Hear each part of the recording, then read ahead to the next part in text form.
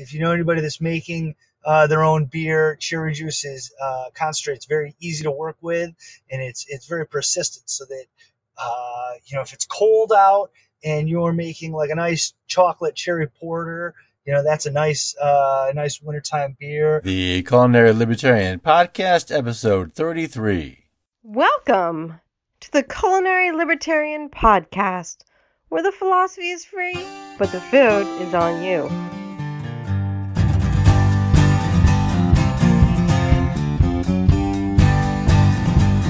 Hello, folks. Dan Reed here, the Culinary Libertarian. Welcome back to the podcast. Happy to have you here. Happy to be here.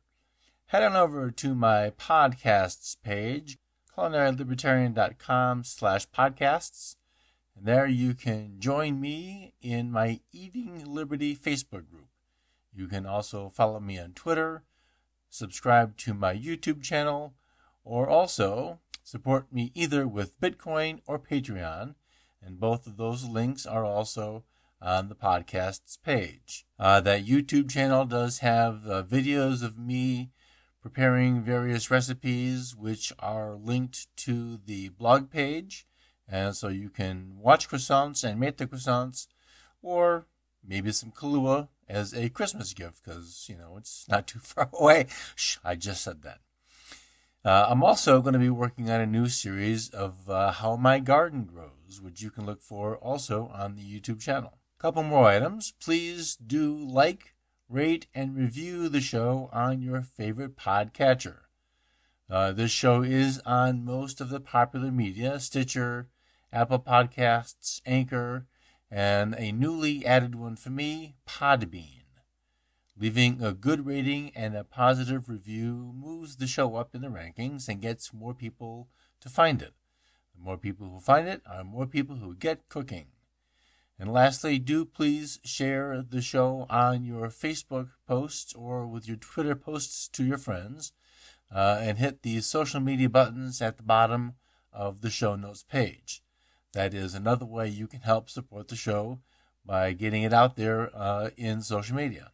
The term academia is alone enough to induce someone into a coma.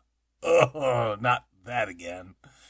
But when learning is made interesting, and the things we do, reading science fiction or watching The Hobbit, when they tie into a bigger idea about who we are, then things get interesting. Use my affiliate link to Liberty Classroom, culinarylibertarian.com/biteback, to find the Mythology and Western Civilization course, from Plato to Tolkien. Bradley Berzer is the lecturer on that course, and he covers why mythology matters and takes the lectures through the Stoics and natural law to Tolkien and free will. Liberty Classroom lectures are short enough to listen to on the commute or at the gym or in the kitchen. There are over 20 classes from which you can choose. Head over to culinarylibertarian.com/biteback to start your fun education today and bite back against the education from the state. culinarylibertarian.com/biteback. My guest today is Jack King of King Orchards in Central Lake, Michigan. Jack is a fruit farmer, and today we are talking cherries. Cherry season is a big deal in northern Lower Michigan, but also cherries are just plain yum. The Grand Traverse area produces the vast majority of tart cherries, found most often in pies, but also does produce a good portion of sweet cherries. The Grand Traverse area is touted as the cherry capital of the world. Jack and I will talk about some horticulture and then some savory uses for cherries, as well as some adult beverages. I'll include a series of links on today's show notes page, culinarylibertarian.com/33, which will be some recipes from Jack's orchard and some other cherry information. Welcome, Jack. Thank you very much for being on the Culinary Libertarian this morning. Hello, thank you very much for having me. Well, it's my pleasure. I said morning, but of course that refers to me, not to you, because where you are, it is mid-afternoon already. Tell us about where you are, how the business came to be, and how long you've been in the orchard business. Alrighty. Well, right now I'm on our farm in northwest of northern lower Michigan.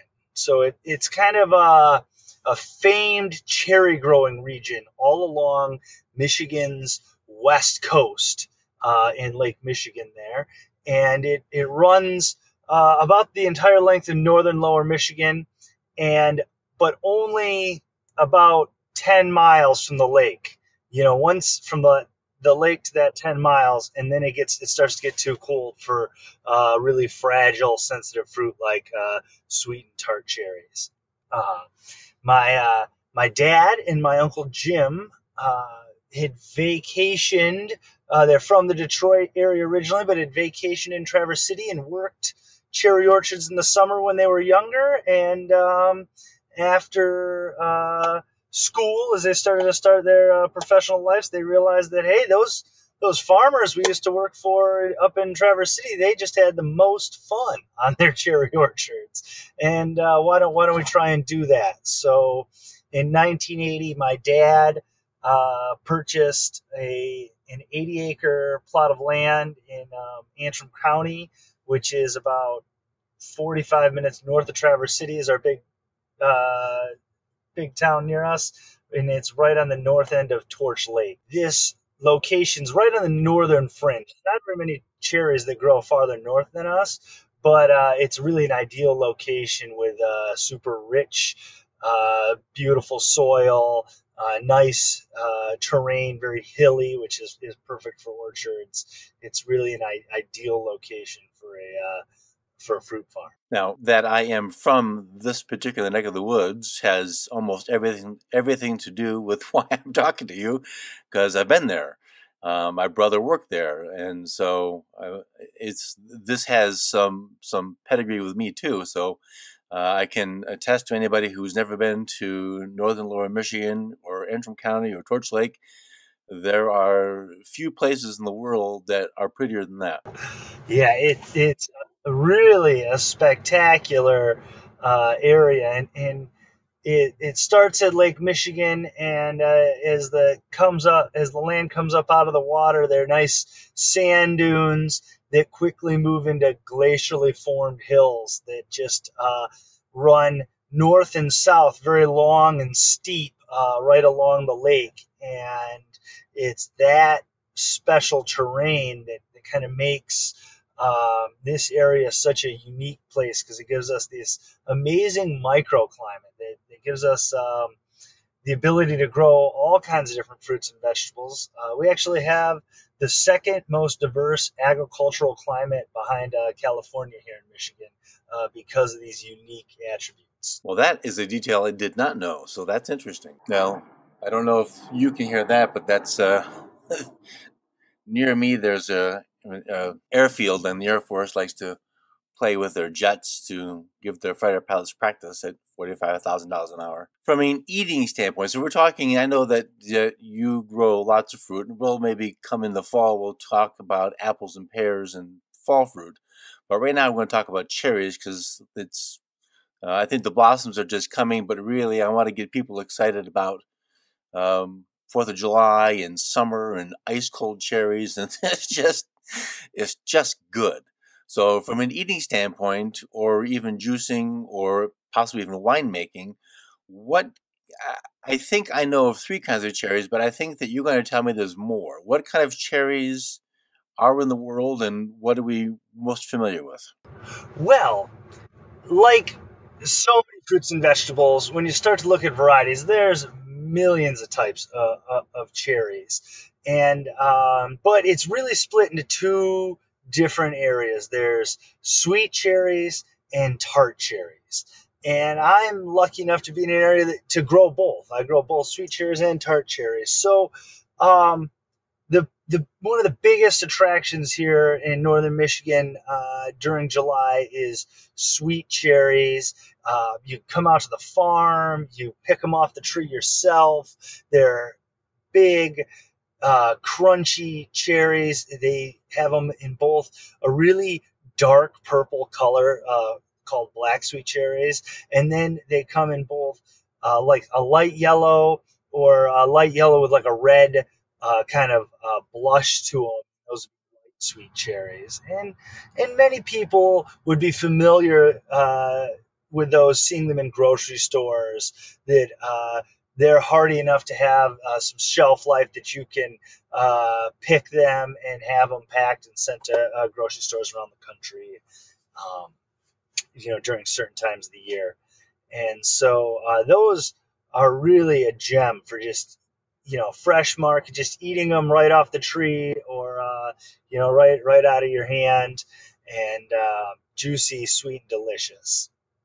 And so that's one half of the cherry world. And the other half is the tart cherry.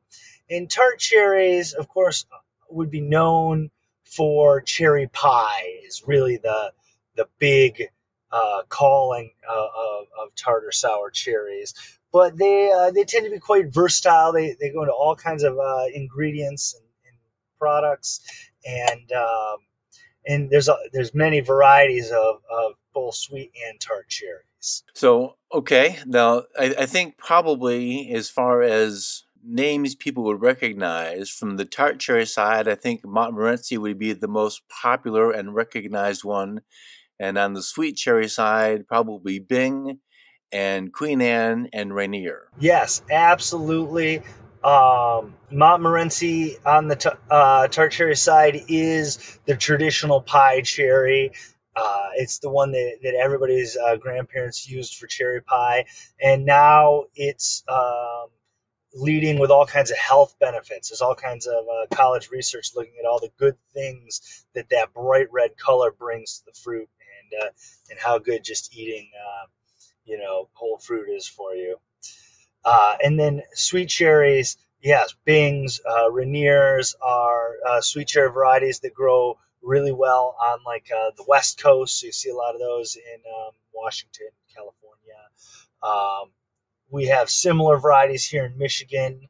We're very excited about the Pearl series. We grow several different varieties, burgundy pearls and black pearls. And then I've got a Radiance pearl that's a light sweet cherry that's going to be very similar to a Rainier. Now, those, I have not heard of those, and that's interesting. Is Rainier and Queen Anne the same thing with a different name, or is it actually a different fruit? It's actually a different fruit. Yeah. And there's so many varieties of cherries out there. And when choosing to plant cherries, you really need to look at a cultivar that's going to do well in your microclimate, and work with your soil well. And we like Queen Anne's and Emperor Francis for light sweet cherries because they're very cold hardy, and they produce a lot of fruit, and they tend to be vigorous, and so we really like those.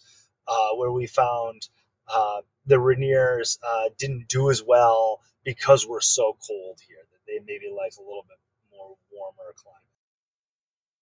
Now, it's interesting because from a latitude standpoint, you're pretty much even with Washington and Upper Oregon, but it is true that it is colder there in the winter than it is here. So it's kind of interesting just that latitude alone isn't enough. Yeah, it's it's all about the microclimate, and we get so much benefit being right against the lake, that as it gets really cold here in winter, we get a lot of heat coming off the lake that helps protect our fruit trees, and keep those buds from freezing. But once the lake freezes, it does tend to dip pretty cold here. So Yeah, yes, it does. we do see some winter injury in our trees.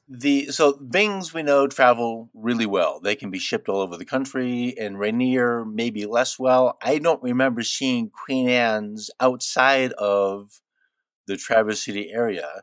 And so I'm taking, even though they're cold hardy, they may not be ship hardy. if that's true, what is the reason that we don't see Montmorency cherries or any tart cherries in the store? What's going on with that? Well, definitely with tart cherry, specifically like Montmorency and those really good pie cherries, they tend to have a very short shelf. We generally plan on only about 24 hours, which uh, which is pretty pretty crazy when you think about fresh markets. So we take the cherries off the tree. You have to know exactly what you're going to do with them. If you're making pie fill, they need to be cooled in water, pitted and canned, and most of the time they're in a can within less than 24 hours. And what happens is that if you can't keep that cherry really cold for the short period of time, and then put it in the how you're going to store it, however you're going to process it, it tends to turn brown quite quickly, and it loses its flavor and appeal. And so Montmorency's, that's really the big hang up with why you don't see Montmorency's fresh. We do grow a tart cherry we're excited about. It's called a Balaton, and this tart cherry has its origins in Eastern Europe. It's got a thicker skin and a much darker color, but that thick skin allows it to be sold in grocery stores or in quarts in your fruit stand for fresh eating. And it's a little different flavor profile, but they're quite nice. They've been pretty well received. And we've seen some go out to grocery stores around the country, but that market's pretty small compared to sweet cherries. You know, everybody loves a good crunchy sweet cherry. Tart cherries sometimes a little harder sell. Well, yeah, and as a kid in Traverse City, I used to carry my wagon behind me with a cooler full of fresh, ice cold washed sweet cherries for $1 a bag, Oh yeah. and the cooler was empty. They're just Oh they're yeah. really good. You mentioned a moment ago about some health benefits, and that was something I wanted to ask you. The diet fads have been on and off for years and years and years, but one of the things that seems to be consistent is eat whole foods. So eat the apple, not the apple juice or the apple sauce, or in the case of the cherry. But cherries, I think people are looking at cherries in a more interested eye because of some of the health benefits. So what are those health benefits that cherries bring? Well, they bring a lot of health benefits. They're really rich in antioxidants and anti-inflammatories, and they're the highest natural form of melatonin. So they say they're really great for your sleep, improving the quality of your sleep. There's really a large list of health benefits from Montmorency tart cherries, and I'm just a guy. I'm an expert in trimming trees, not a researcher, but it's amazing how much information has been taken down, and how many health benefits have been found on the bright red fruits. And the tart cherry really brings a lot of that red color, and that brings a lot of health benefits. And you can actually find a lot of really great info on the health benefits of Montmorency tart cherries at choosecherries.com. That's our the cherry industry's information outlet from doctors and researchers that really know about the health. And that's all cherries or just the tart cherries? That's focused on Montmorency tart cherries. When we get into something like a pie filling, we have added sugar. Now we're muddying the waters. Yeah. Because we know that sugar has, yeah, it makes things taste good, but it comes with its own level of issues. So we might be getting to this trade-off of good and bad. Oh yeah, certainly, and I think a lot of life has that trade-off. So hopefully we're stacking up the good stuff, and there's a lot of options out there, a lot of good ways to eat tart cherries, because like on our farm we grow about 2 million pounds worth of Montmorency tart cherries every year. and we start shaking those. They're mechanically harvested, so we shake them off the trees. And at the very beginning of the year, the very first ones go to individually quick frozen cherries, because those are the prettiest cherries. So they get pitted and flash frozen. They get blown up in the air and instantly frozen, and they come in these bright red, beautiful little frozen cherries. And and so that's a really great option for whole fruit. And actually, my dad eats those in his oatmeal like every day. He just grabs a handful, tosses them in there. And so that's a good option. And then next, we do some dried cherries. So we shake some cherries that then go to a processor that specializes in drying fruit.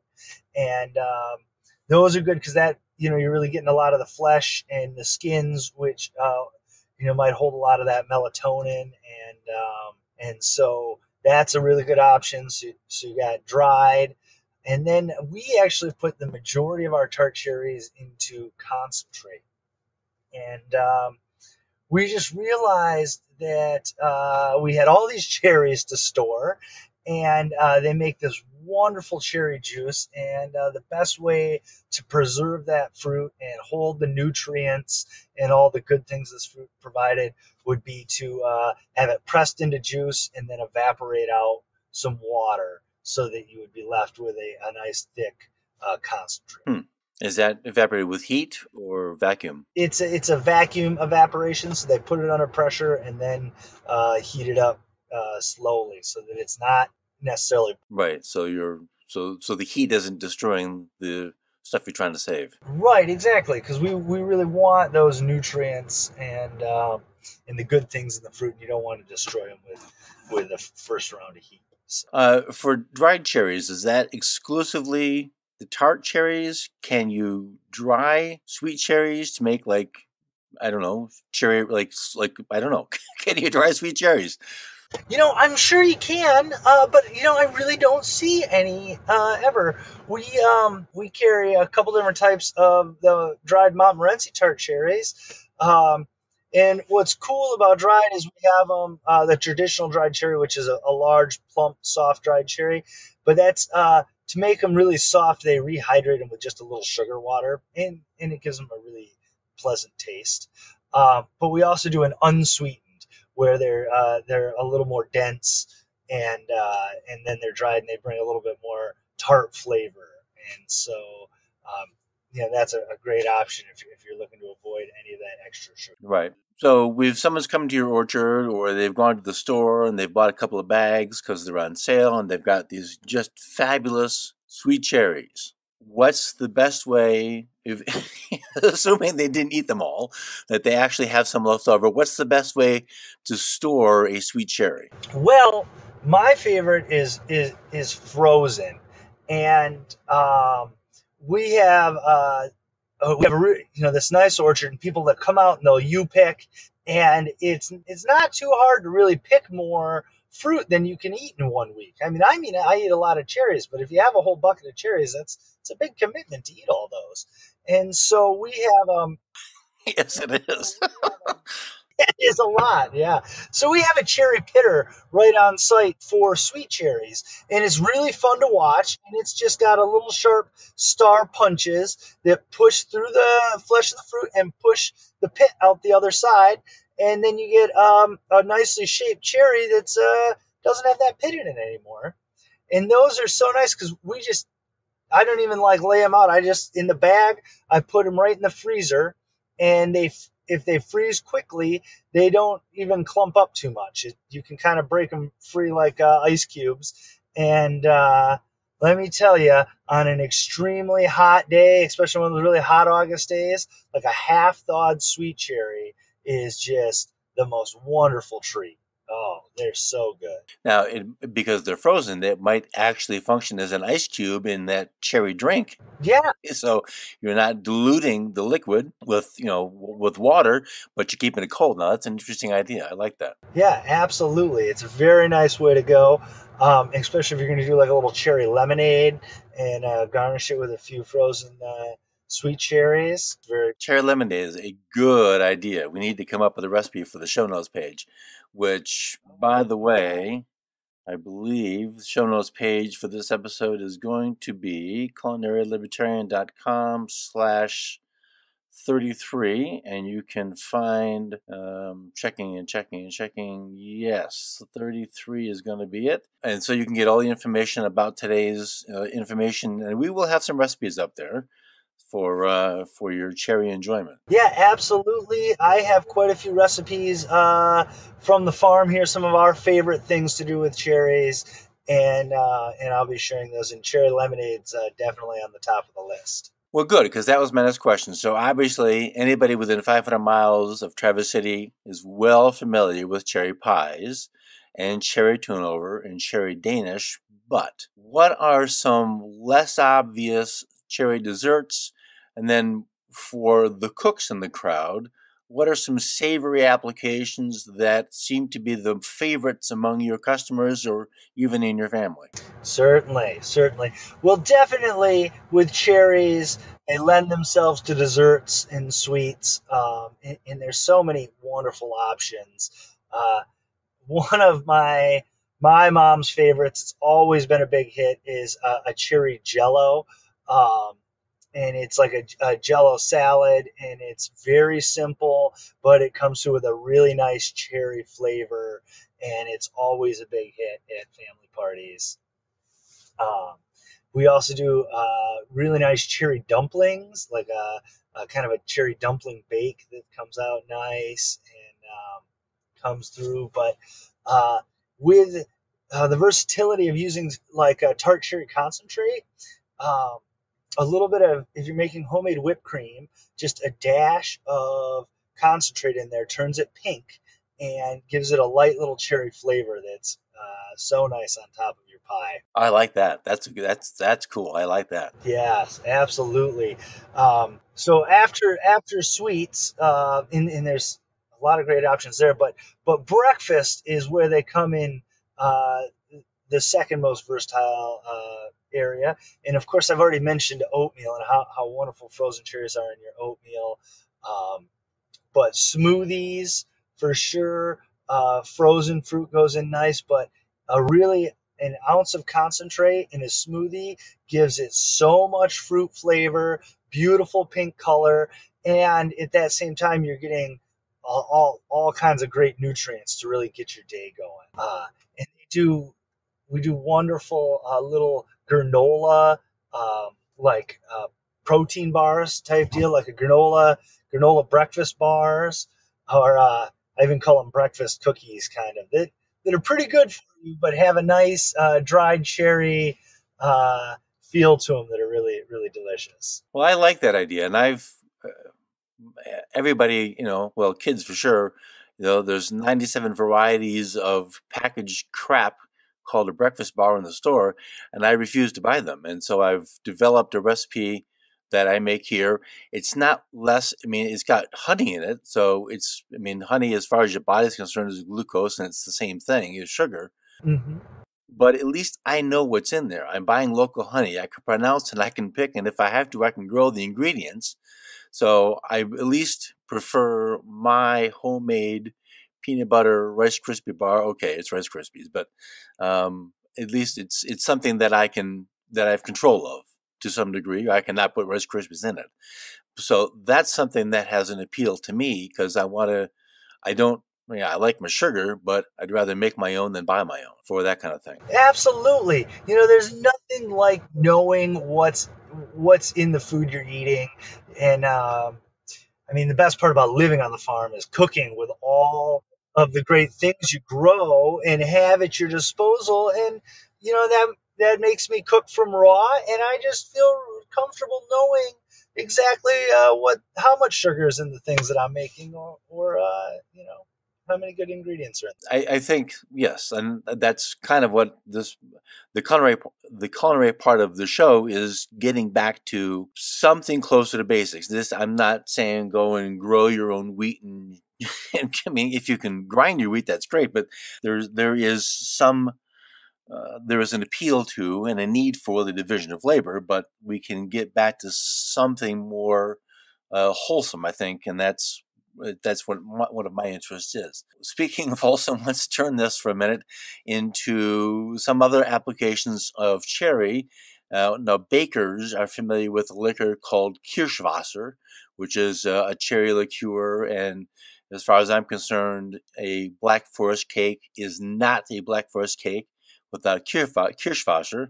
Also, you can put it in clafouti, also cherries.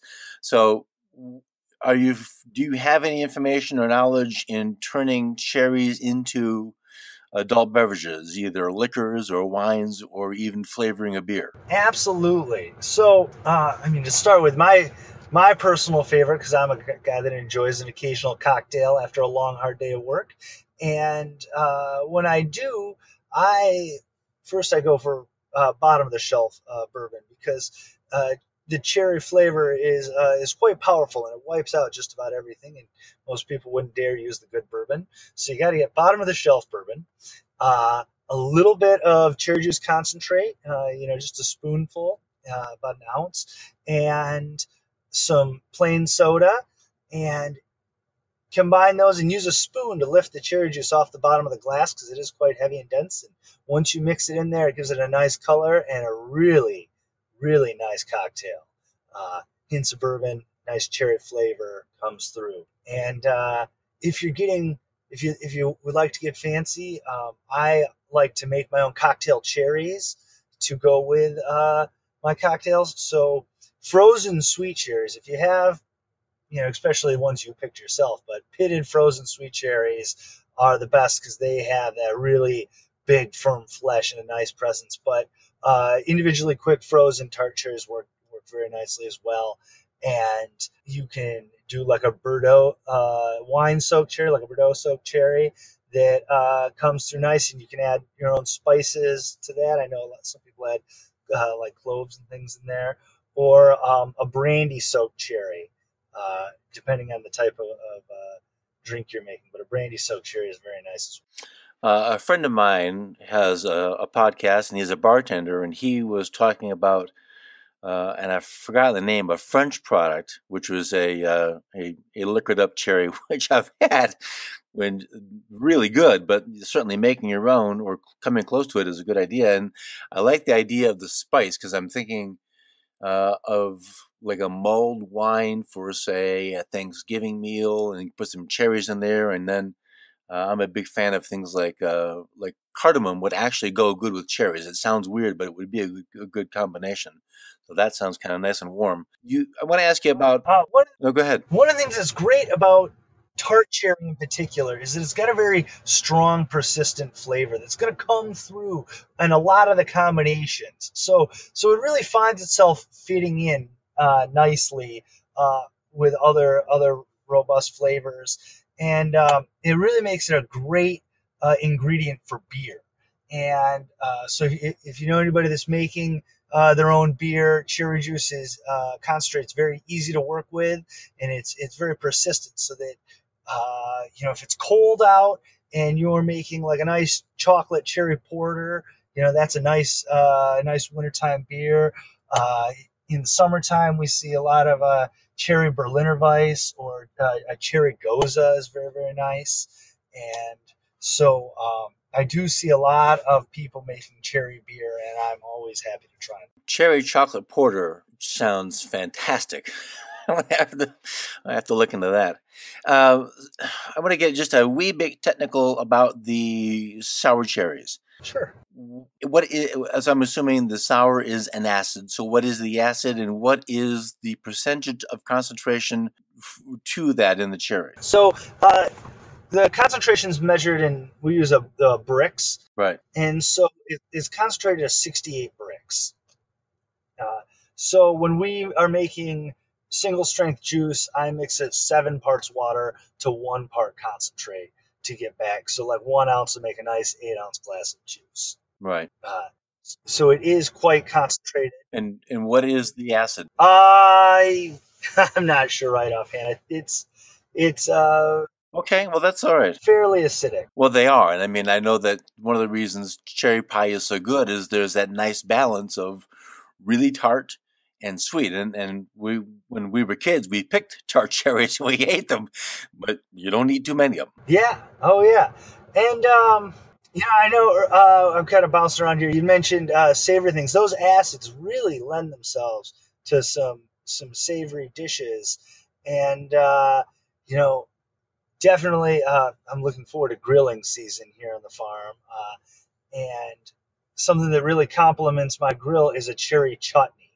Uh, Nice. You can use frozen cherries or frozen tart cherries or fresh tart cherries, and I just stew them up with onions and garlic and sometimes a little crushed red pepper, and very simple chutney, but the acids come together, and then on top of a nice grilled pork chop is a really wonderful place to be. That sounds really good. All right, so I'm curious about another form of adult beverage, and you mentioned having this massive amount of cherry pits.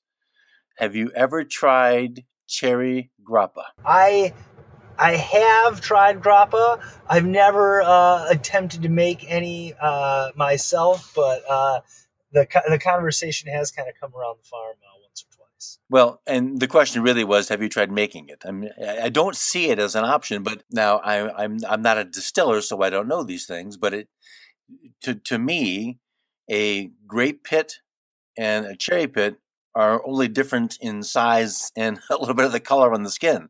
So it seems possible.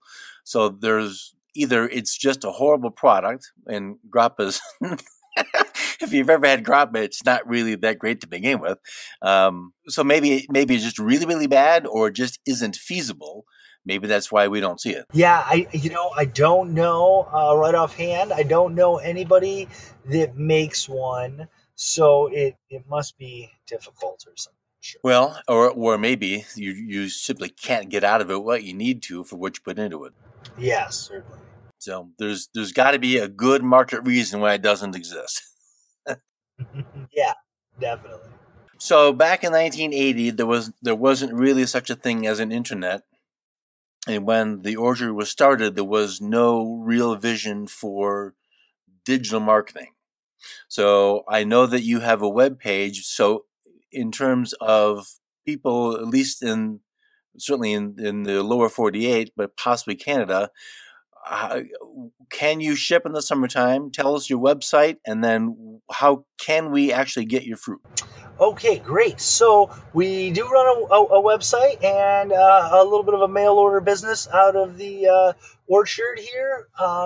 Year round, you can get tart cherry juice concentrate in several different sizes, and that's all. We're shipping that every day, um, along with dried cherries and we do a cherry pie filling. And an interesting product is they're canned cherries and they're packed in water, so there's no sugar or anything added. So those are some nice options for all year round. During the winter, we do ship the individually quick frozen cherries. And that, like I mentioned, is a really nice product.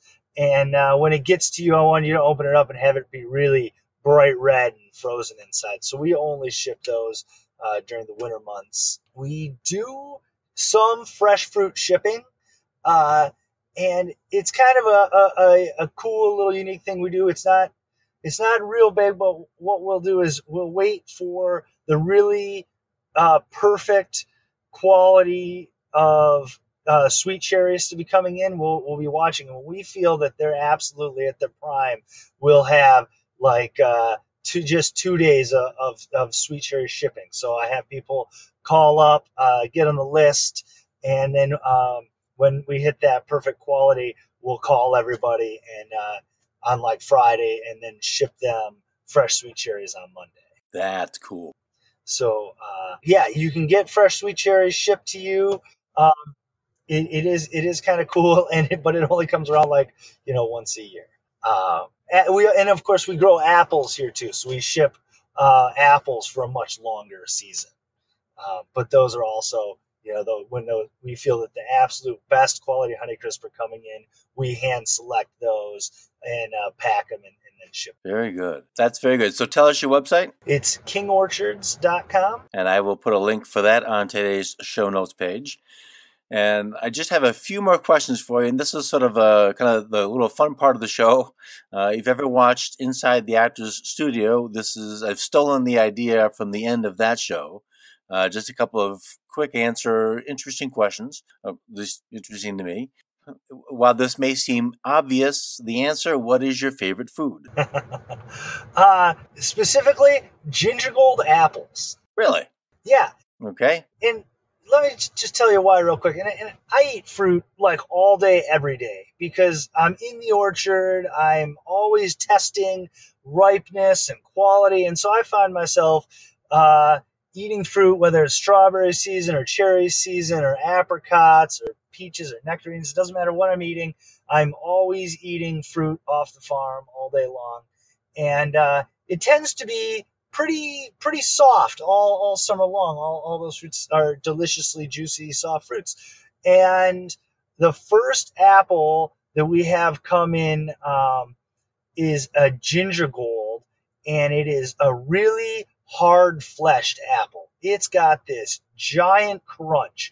And so everything you've had all summer long has been soft, and you finally get this ginger gold, and it's so hard. And it's got this great bite and crunch to it. It's just my favorite apple of the year. The explanation is better than the answer. I like that. What is your least favorite food? Peaches. Really? Okay. Yeah. And we grow peaches and nectarines. And of course, I eat peaches, like I said, for quality and things. But generally, I like a nectarine. I prefer the flavor and the texture in the skin better on a nectarine. And if I take peaches home, I'm either making an upside down cake or I'm grilling. Huh, okay. Well, the fuzz on a peach is definitely a thing for people. There's no doubt about it. Yeah, absolutely. What gets you excited? Oh, so many things.